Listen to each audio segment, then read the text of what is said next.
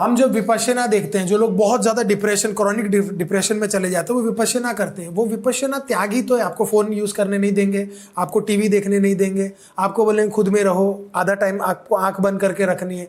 आंखों का उपवास है, मुंह का उपवास है, मौन व्रत इस बोलने का उपवास है। नहीं भाई, कि कौन सा भाई? अरे बहुत सही चीज है भाई। विपश्यना में अगर आप जाओ ना तो 40 डेज का होता है, 10 डेज के भी होते हैं। उसमें आपको किसी को देखना भी अलाउड नहीं करते नीचे। भाई मैं मेरे बच्चे के बिना नहीं रह सकती मैं। नहीं भारती, वो क्या है ना, वो एक बहुत कमाल की, उसके बाद जो आपको और वो feel होता किस है ना, एज में की जाती है? किसी भी एज में कर सकते हो, कभी भी कर दो। फोन अलाउड नहीं है, मोबाइल अलाउड नहीं है, कपड़े सब लोग एक जैसे पहने, कोई किसी को देखेगा नहीं सर नीचे करके, क्योंकि वहां पे आपको आपके 5 सेंसेस को कंट्रोल करना सिखाया जा रहा है। ठीक है, हाँ, कि आप किसी को देखोगे तो कोई तो थॉट आएगा कि हाँ, मैंने जैसे इनको देख लिया और मैंने रबर बैंड देखा, इनका हेयर बैंड मेरे को 3-4 आ गए कि मेरे पास भी पड़े हुए 2। यही वाकई बहुत सही बोला आपने। जैसे अब एक छोटी सी आपको टेक्निक बताऊं। जैसे आजकल ना ओवर थिंकिंग बहुत हो रही है, एंजाइटी, बच्चों के एग्जाम आ रहे हैं तो एंजाइटी हो रही है, बहुत डर लग रहा है लोगों को। तो एक मुद्रा है खींच की मुद्रा। उसमें क्या है, आपको अपनी जीभ को उल्टा करना है और अपनी अपर वॉल पे जोर से प्रेस करना है।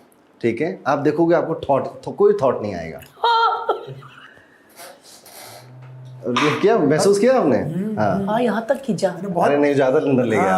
अरे वापस नहीं आएगी, जबान खींचनी पड़ेगी। औरत की जबान वापस आ सकती है। पुराने टाइम पे ऋषि इसी खींच की मुद्रा को क्या करते थे, जो हमारी टंग से नीचे से जुड़ी होती है ना एक उसे काट देते थे और पूरी जीभ अंदर गले तक ले लेते थे।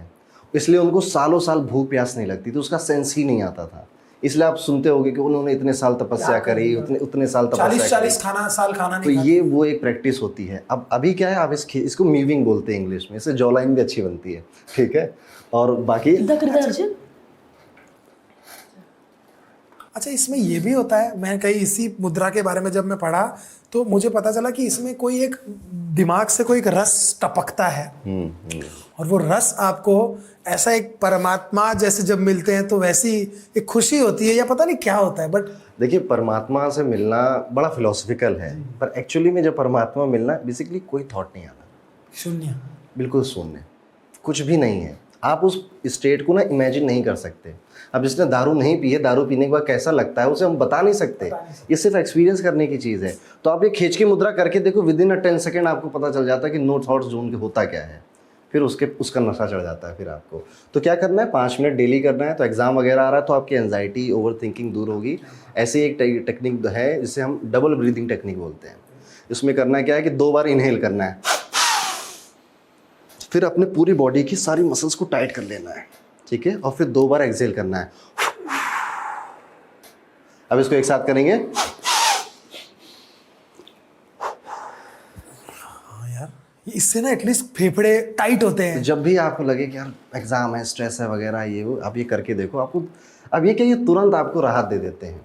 इसके अलावा मैं कहूँगा कि जो भी स्टूडेंट्स हैं जिनका एग्ज़ाम मई में आने वाला है, जून में आने वाला है, आप प्याज लहसुन खाना छोड़ दो, आप तड़के वाले खाने खाना छोड़ दो, आप कुछ टाइम के लिए सादा खाना खाओ। ठीक है, क्या होगा, ब्रेन काम डाउन रहेगा, शांत रहेगा। ठीक है, इस टाइम में बहुत ख्याल आते हैं ना, कुछ टाइम के लिए छोड़ना, लाइफ टाइम के लिए नहीं बोल रहा हूँ आपको। एक तो ये करो, दूसरा आप ना एक भ्रामरी प्राणायाम आप जरूर करो। हाँ, इतना अच्छा प्राणायाम है। आपको ऐसे कान बंद कर दिए, भंवरे की आवाज़ निकालनी है आपको। बाबा रामदेव वीडियो लगा लेना, वो जब मुझसे ज़्यादा अच्छा कर। मैंने बहुत बार किया है सर, और मैंने भी किया है। उसी टेक्निक में से एक है कि आपको तुरंत रिलैक्स हो जाते हो आप। ठीक है, 1 सेकेंड, आपका माइंड ही तो है सारा खेल, माइंड सेट। हाँ यार, करते हो ऐसा लगता है अंदर ही कुछ हो रहा है, वाइब्रेशन ऐसी। प्लीज ट्राई करना, अब भी कर लो, अभी ट्राई कर लो आप। ये देखो मैं बताता हूँ, ये ऐसे करना है, इसको ऐसे करना है, ऐसे करना है पंडित जी सही है? 3 उंगलियों से आंखें और ये अंगूठे से आपको कान बंद करने हैं। हाय, पूरा अंदर हिल जाता है, ऐसे लगता है किसी ने डंडा मारा, भंवरों के छत्ते आ गए। इसीलिए भ्रामरी कहते हैं ना इसे, भंवरे क्या है? भंवरे कहते हैं इसको। तो ये अब जब आप खाना, जैसे मैंने कहा ना कि आप सात्विक खाना खाओ, ठीक है, इसका बहुत महिमा है। बात कह रहे हैं जिन्होंने ट्राई नहीं किया वो समझ नहीं पाते। ठीक है, प्याज लहसुन कोई बुरी चीज़ नहीं, उसमें एंटीऑक्सीडेंट होते हैं, वो बॉडी के लिए बहुत अच्छा होता है। ठीक है, वो धर्म से जोड़ा गया, क्योंकि पुराने टाइम में ना लॉजिकल बातें समझाना आसान नहीं होता था, इसलिए चीज़ों को धर्म से जोड़ दिया जाता था, ताकि भाई तुम समझो, करो तो कम से कम एटलीस्ट। लेकिन आप 40 दिन तक छोड़ के देखिए प्याज लहसुन, आपको अपनी बॉडी में फ़र्क समझ में आ जाएगा, माइंड के लेवल पे फ़र्क समझ में आ जाएगा कि वो पीसफुल है। इसलिए आप कई धर्मों में देखोगे, जैसे जो लोग इस्कॉन से से जुड़े होते हैं, प्याज लहसुन नहीं खाते। Yes, yes. बालाजी के भक्त हैं, नवरात्रि में नहीं खाते प्याज लहसुन क्यों नहीं खा रहे हैं ना, ताकि आपके अंदर वो सुकून, वो शांति का प्रवाह हो सके। अब ये तामसिक भोजन में आया है ना, ये तामसिक पदार्थ है, ठीक है।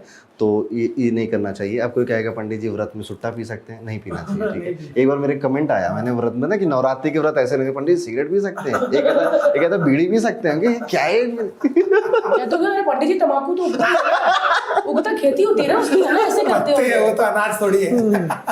ओह माय गॉड, तो ऐसे अजीब अजीब लोग होते हैं।